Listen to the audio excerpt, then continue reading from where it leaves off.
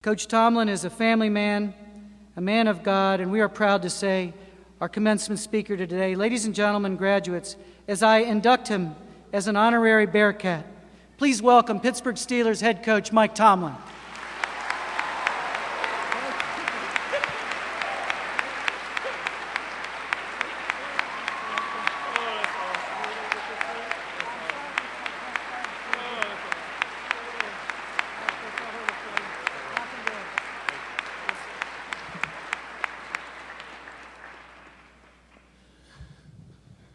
Oh boy, you guys are too much with the terrible towels. It is an honor and a privilege that I don't take very lightly. I'd like to thank you. I'd like to thank President Toohey, Arch Abbott Nowicki, all distinguished honorees up here today. I'd like to thank the whole St. Vincent College community. I'd like to thank you, the 162nd graduating class, St. Vincent's College. I'd like to thank your families, your friends, your loved ones that are gathered here today to allow my family and I to be a part of what is a special day. I mean that. When I was told about this opportunity, I was at a loss, really. This is a little out of my comfort zone, believe it or not. I thought long and hard about what I could say to this group of people here today. Thought long and hard.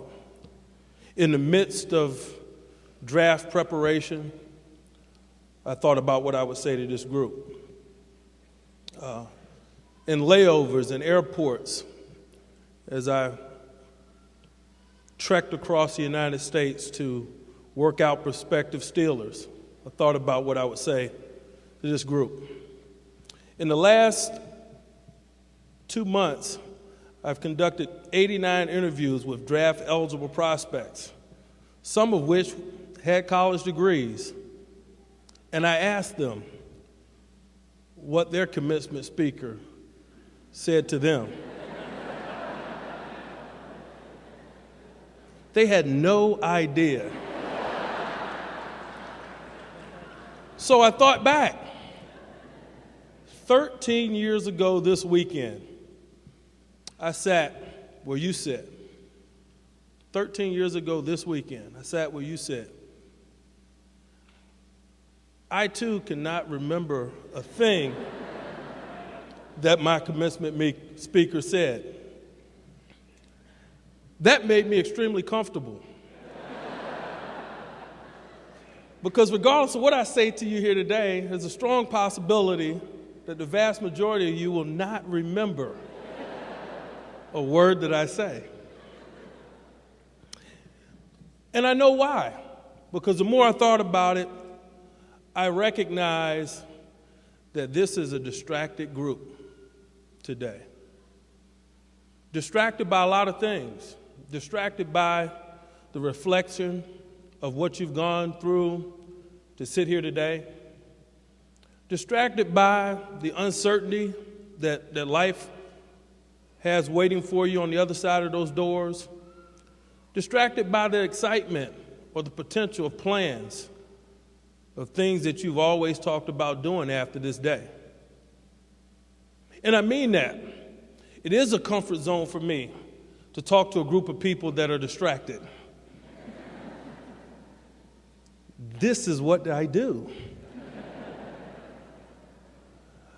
I gather the Steelers around in a room not like this, but let's say for the purposes of this discussion, very similar to this. And on the other side of the doors awaits a distraction, a tremendous distraction.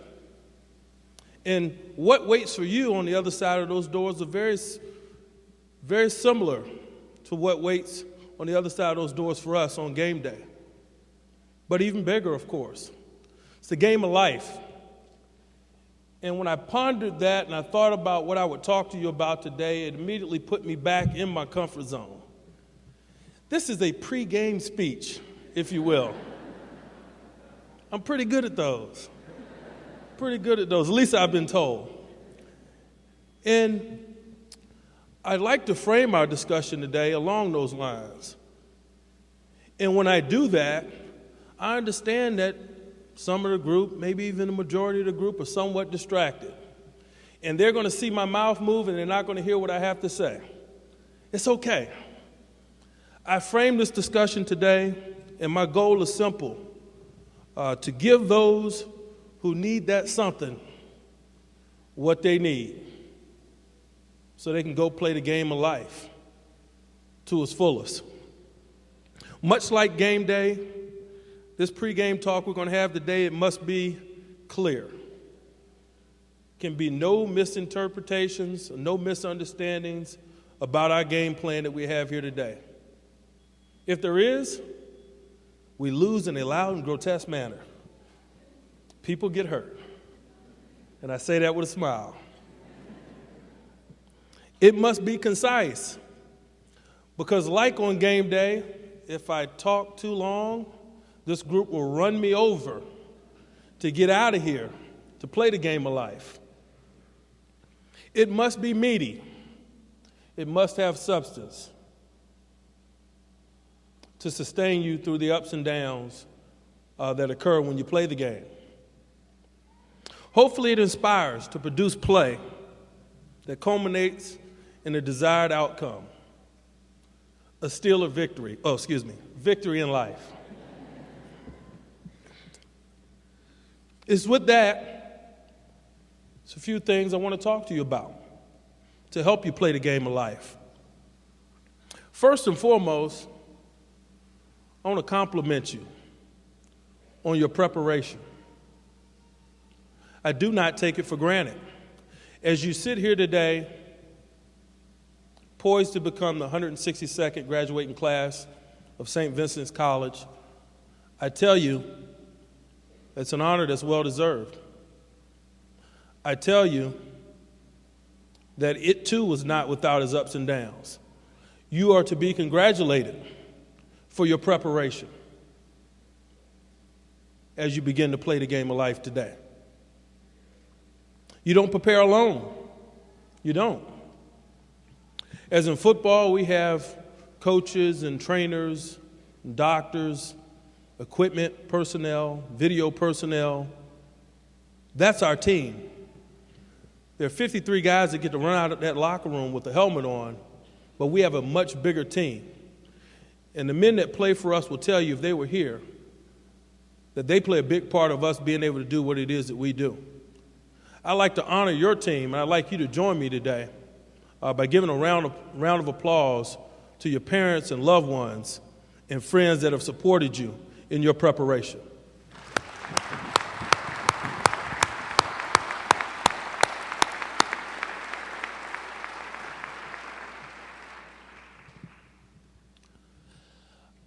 Secondly, I would like to encourage you to trust your preparation. You see, sometimes you burst out of those locker room doors, and as soon as we kick the ball of life off, you get hit extremely hard, and you temporarily forget some of the lessons that you've learned. And you search for answers that aren't right in front of you. I encourage you today, as you face the trials that may lie on the outside of that locker room door for you, to trust what it is you've done here, to trust the lessons that you've learned here, both formally and informally.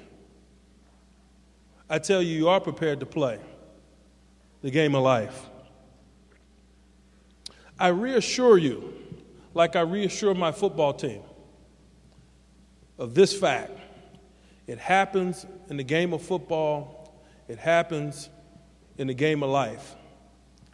I'd like to reassure you that the first 5 minutes of the game does not decide the outcome. It never does.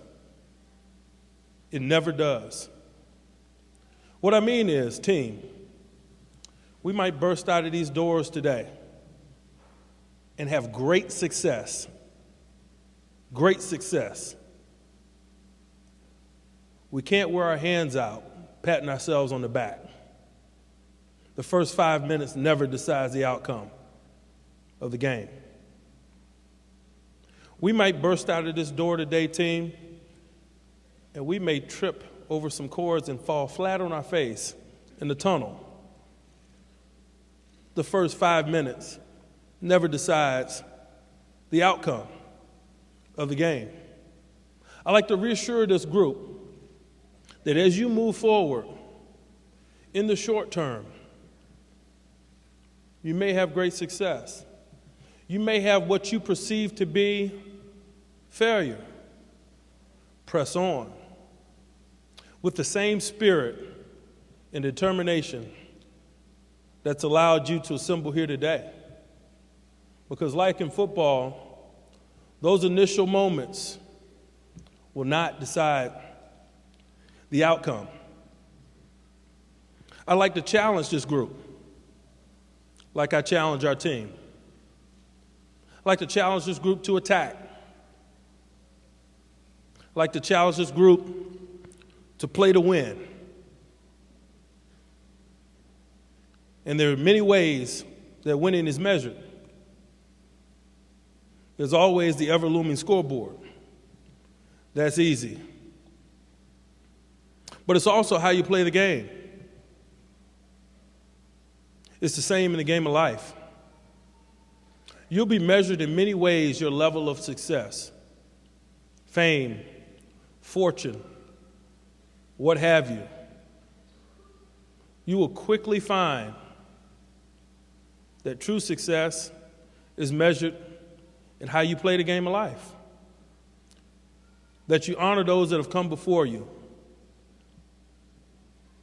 by playing the game with great integrity, with honor and class. You see, I believe that there's an obligation that we all have. We're very blessed. We go through cycles of life where we learn, where we get out and do. You must give back. You must give back to your communities. You must be great members of communities. You must make this a greater place to live for all of us. That is your obligation. It may not register on the scoreboard of life, but it is an obligation that we all have to make this place better for our children, for our children's children, and on and on. This group is capable of that. We can not only play the win, but we can play in such a manner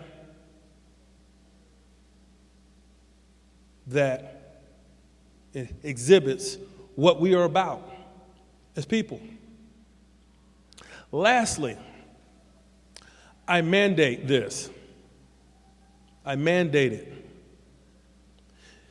That you continue to dream the wild dreams that you dreamed when you were young. When you walk out of those doors today, the reality of adulthood and workplaces and workforces that await for you, if nothing else,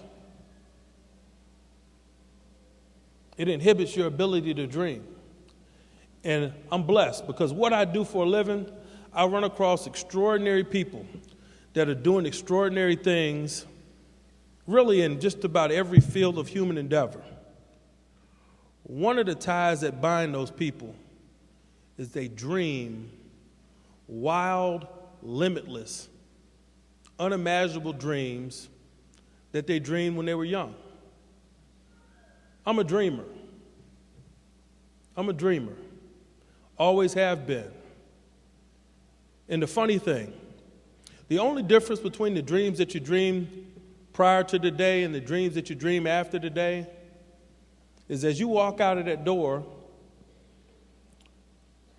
if you're serious about your dreams, you have to make the daily commitment to take action, to make the dreams a reality. Regardless of the realities that await, dream and dream big. Dream and dream big. Don't listen to the naysayers, because they'll outnumber support 100 to 1. It's elevator music, like I tell my football team. You hear it, but you don't.